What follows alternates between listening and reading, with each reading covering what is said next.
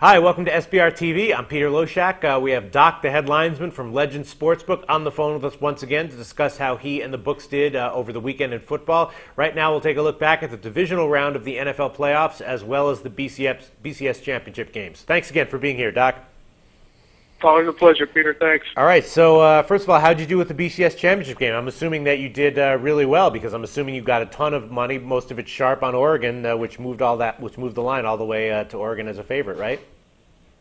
Yeah, the side was good. I'll be honest, the public guys, a lot of the bread and butter guys had Auburn and under, so it cut into a lot of the profits. Like the guys that bet this, the teams you want to root against all the time, they all focused in on Auburn and under. So, 70% of your clientele's on one side, but the bigger, the huge bets, the 20, 30 dime bets were all on Oregon. So it helped a lot. Yeah, it was, we made money on the game, but. Right. And we beat guys that we normally don't beat, so that was kind of nice too. So what was causing all that line movement? Was it big public action or was it sharp money? It was three syndicates were on them. They were just they had the number or something else, and they were just betting it. Wow. So, a couple of different groups, not just one. So it was a lot of if you had any beers at all in your office, you were going to catch some Oregon money. We happened to have a lot, so it worked out okay. But I wish the total would have worked out a little better, but that's all right. So were there any syndicates or sharp action that came in on Oregon? I mean, on Auburn?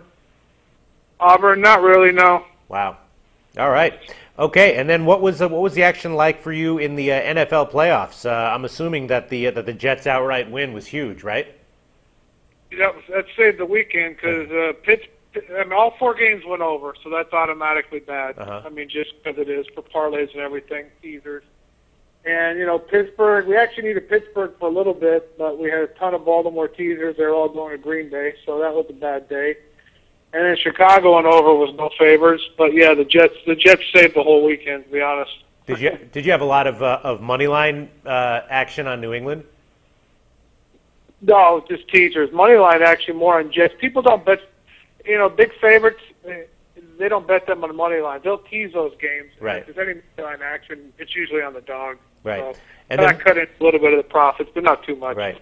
And then what about Green Bay Atlanta? Was that did you get any sharp? What was the sharp public split on that one? Atlanta. I mean, it was all one way Green Bay. I basically closed like almost pick -13 to finally get some. I got a ton of Atlanta money, a post from a couple of guys, or I would have got buried on the game. So coming up this next week, in this next round of playoffs, are you expecting roughly balanced action, or is this kind of situation where you can wind up really exposed on one side and take a big loss? Oh, I'll be exposed. I'll need the Bears and I'll need the Bears for sure. The Really? Jets-Pittsburgh game will probably be a lot closer. But for sure you're going to need the Bears, huh? Absolutely. Yeah. I mean.